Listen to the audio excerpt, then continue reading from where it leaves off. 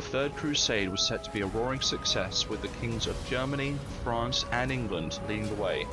Frederick Barbarossa, the German king, was without a doubt the most experienced and fearless fighter of the three.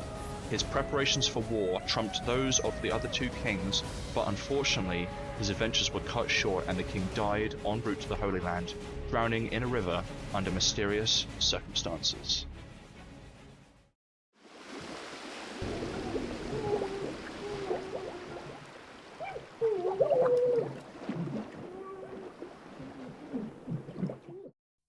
Within Sicily, Richard, King of England, and Philip, King of France, were making deals with. and I'm Tancred, ruler of Sicily. Richard knew that he had to be financially stable for a war of this degree, so sold anything and everything. Earldoms, lordships, land, even the legendary Excalibur. Richard even managed to get the dower paid on his sister, bringing her along with him. Now prepared for what was to come, the Crusaders set off for Cyprus. Unfortunately, the boat was shipwrecked on the coast, leaving Richard's mother, Eleanor of Aquitaine, his sister, Joan, and his fiancée, Berengaria, to be snatched up by Isaac Duke Comnenus, the Emperor of Cyprus, as protest for a crusading army on his land. Oi, come with me. Richard's mother, his sister. Fiancé, but we have been held captive. 3, 2, 1. We have been held captive. Save us! Save us! Richard chased Isaac all over the island. Isaac, I want my ladies back! Isaac! I want my ladies back! Isaac! Before capturing him and locking him up. Hello, darkness, my old friend. Richard now took control of Cyprus, a safe haven for his army and a springboard to the Holy Land. The Crusaders then moved on to Acre, which was currently under siege by King Conrad and Guy de Lusignan, but with the threat of Saladin's forces growing, Richard had to step in. Philip, who was now very sick, had to turn back and go home, leaving Richard the only remaining king. After the siege, there were over 3,000 Muslim prisoners within Acre that were using up resources.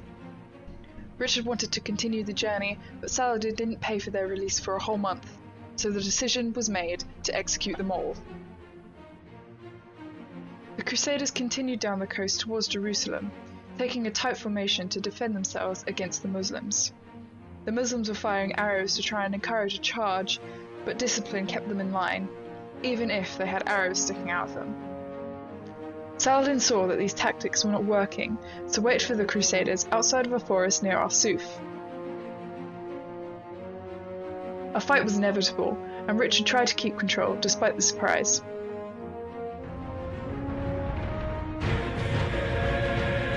Two knights broke ranks and started a charge, which Richard very cleverly let commence, scattering Saladin's forces and winning the fight.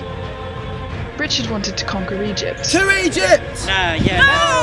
But the rest of the Crusaders only had Jerusalem in mind. They left Egypt alone for now, preparing for the Holy Land.